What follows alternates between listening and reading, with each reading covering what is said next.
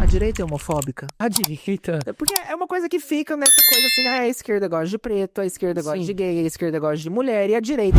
A direita é homofóbica, a direita é racista, a direita é fascista, a direita é transfóbica, a direita é tudo.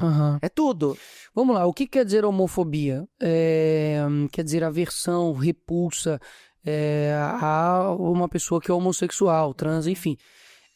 O que eles falam que é homofobia? Você discordar deles. Exatamente. Então, se for homofobia no sentido de discordar deles, pode dizer que é homofóbico. Agora, se for homofobia no sentido de aversão, de medo, repulso a homossexuais, claro que não. Assim, o próprio Bolsonaro, né, que, enfim, várias coisas que ele falava e tal, tudo mais, o relacionamento que ele tinha tanto com o Clodovil, ou com o Agostinho, né? Com o próprio Agostinho, enfim, o que eu sinto é que, mais uma vez, na falta de ataques reais e concretos, sobram-se rótulos. Então, o rótulo do homofóbico, do fascista, do racista. Não. E nós recebemos o mundo. Agora, peraí, quem fuzilava o homossexual em Cuba? Exatamente, é isso que eu ia falar. Era o Bolsonaro ou o Che Guevara? Quando eu fui pra Ucrânia, fui 6 meses antes da guerra, fui pra Chernobyl. E aí, os meninos que a gente conhecia, eles falavam, o sonho nosso é nascer na América do Sul. Poucos países do mundo você tem a liberdade sexual que se tem na América do Sul, principalmente em países de herança soviética, como é o caso da Ucrânia, que já foi herança soviética. Então, assim, a liberdade sexual que nós, enquanto população, temos, olha o carnaval no Brasil, isso nem falando de game, falando do carnaval mesmo, a liberdade sexual que se tem no Brasil, se tem em poucos países do mundo. É que eu acho que vira e mexe, aparecem algumas coisas, como foi o caso daquela comissão em que queria acabar com o casamento civil homoafetivo, eu acho que é colocado na conta da direita quando acontece aquele tipo de caso. E que eu acho uma pena. O que acontece? São temas complexos, e aí tem que ter tempo. Essa é feminino cortada, mas não tá me cortando. O que acontece? São dois temas. Primeiro, a questão do casamento é um tema mais complexo. E eu sugiro as pessoas verem o meu vídeo que no dia eu falei lá na comissão, porque realmente demanda tempo. Eu gastaria aqui no mínimo 15 minutos para expor sobre isso. A segunda coisa é que, óbvio que dentro da direita eu posso ter pessoas homofóbicas mesmo. Claro. Como a esquerda tem. Como também a esquerda foi. Então, não é uma questão de ideologia somente, é uma questão do ser humano. Existem os seres humanos que são racistas, são preconceituosos, claro. O problema é que sempre querem colocar, tipo assim, um lado é perfeito e o outro lado é todo errado. Ou seja, é um monopólio da virtude. Então, o que eu acho que falta nas pessoas é um equilíbrio de reconhecer. Tem uma entrevista do Fidel Castro falando que eles perseguiram e mataram homossexuais de Cuba. Ele, inclusive, fala que ele se arrepende. Mas ele deu essa entrevista, ou seja, eles cometeram isso. Hoje, qual é o direito ou o benefício, a luta que o governo do PT tá tendo aos homossexuais? Nada. Pelo contrário, o homossexual também pega transporte público. Como está o transporte público homossexual? Horrível. Como está a saúde para o homossexual? Horrível. Educação para o homossexual? Horrível. Então, assim, nessa ânsia de querer defender o homossexual, na verdade, sim, só usam eles para fins eleitorais e acabou. São fantoches. É um movimento que luta por pessoas, por direito, ou é um puxadinho político? Por privilégios, e são utilizados para questões políticas, é claro.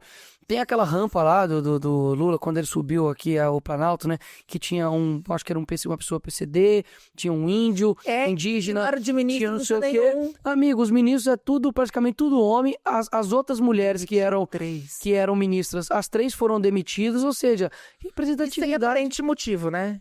Claro. Sem aparente... Pressão política. Sem motivo para pressão política, acordo com outros partidos. Tirou, por exemplo, a questão do esporte lá da Ana Zamoza, né?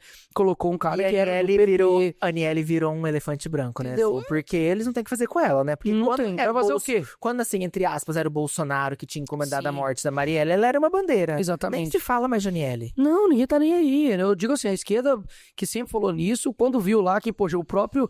Aconteceu isso agora, né? O deputado lá do PT, que, enfim, foi cassado e tudo, os caras foram completamente contraditórios nas votações e enfim, morreu, né? A Marielle morreu agora simbolicamente também. Era um vídeo que você falava que já é um tema polêmico, é uma das perguntas, mas que é da diferença do gay pro LGBT. Ah, que sim. o gay queria respeito e o LGBT queria militância. Fala um pouco disso, que foi o vídeo que você chegou. Ah, que bom então que foi esse vídeo, porque as pessoas têm uma dificuldade muito grande de entender a diferença disso. Então, quando se fala a respeito de sexualidade, todo mundo já fica com medo, né? Porque hoje você tem uma militância LGBT que basicamente, se você não concorda com eles, você se torna um criminoso. Exatamente. Tá?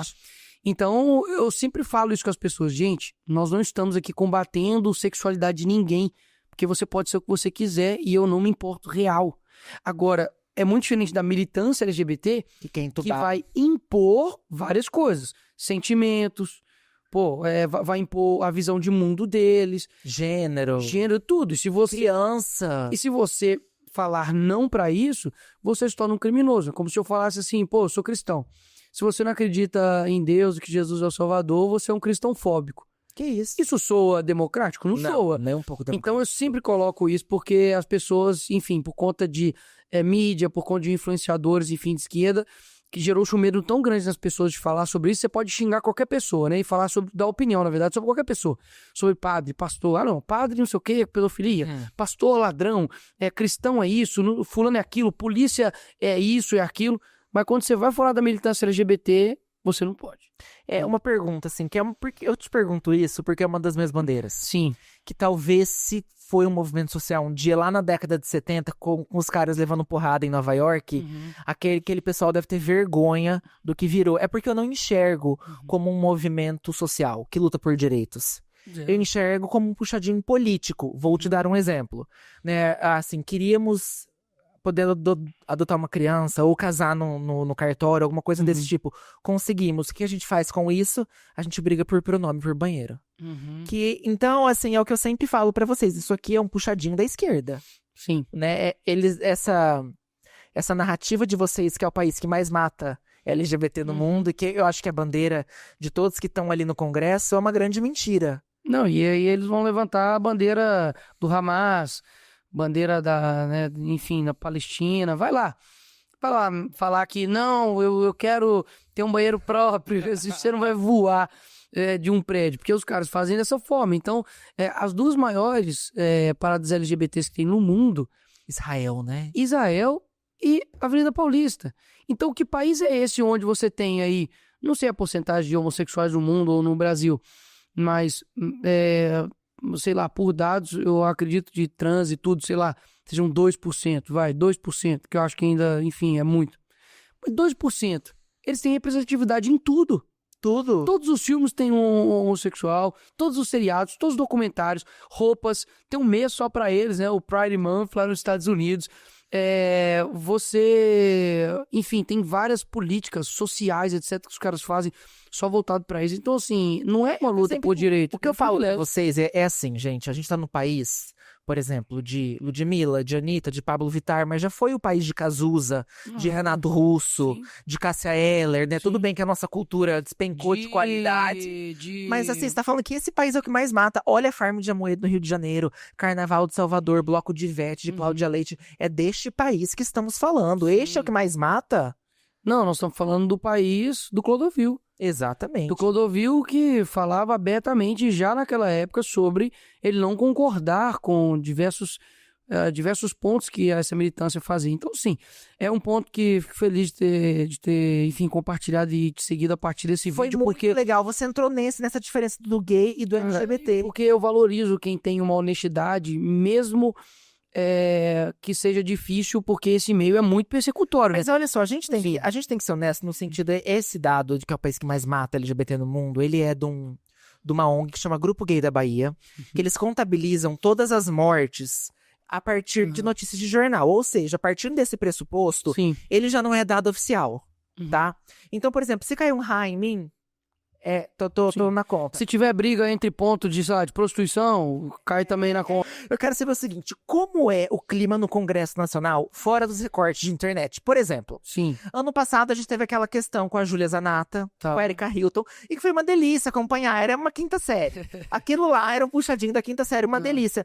A hora que tirou aquele corte do celular, como que é o clima? Entrei no elevador, encontrei a Erika Hilton, dou bom dia.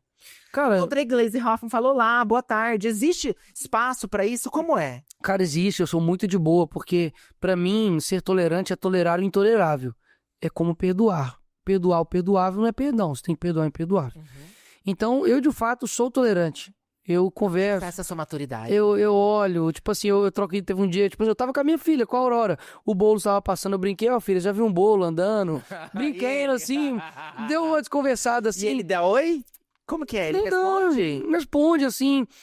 Eu acho que existem momentos, assim, existem fases mais tensas no Congresso, existem fases que Não, porque eu já vi entrevista que a mais de Hilton boa. falando, não se dialoga com fascista. É, eu já vi ela por falando exemplo. também que nem óleo e tal, mas é mentira, nesse dia Isso que eu ia mesmo. falar, existe esse espaço pra dar olá, como vai? Boa tarde. Claro que tem. Você tem ali, por exemplo, nesse dia mesmo lá do celular da Zanata, né? Que ela foi e falou, nossa, eu tava xingando uma mulher. Tava xingando uma mulher. A Érica tava xingando uma mulher que era de direita, na comissão da mulher, com a ministra da mulher lá, e falando que tava defendendo a mulher. E eu falei, pelo menos ela é ela. E aí depois ali, eu fiquei zoando, pô, fica na sua aí e tal, tudo mais, brincando assim. E vários momentos, pô, que, por exemplo, ela tá conversando com alguém assim, a gente zoa, brinca e tudo, mas lógico, não tem nenhum tipo de diálogo, eu com ela, de tipo, brincar eu com ela assim, do tipo, vamos zoar aqui juntos. Não. Mas eu sempre tento ficar de boa. Existem pessoas que, de fato, eu não converso, não olho, que é por questão de insalubridade, que é tipo o rachadinha.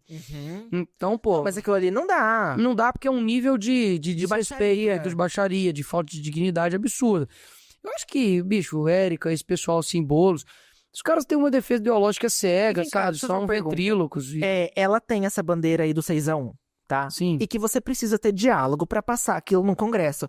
Ela, sendo de um partido radical, como o PSOL existe espaço para um deputado de esquerda do PSOL aprovar um projeto nesse nível, sendo radical do jeito que ele é? É literalmente pra uma questão populista, porque se for Exatamente. assim... E você acha que passa pelo menos 5-2?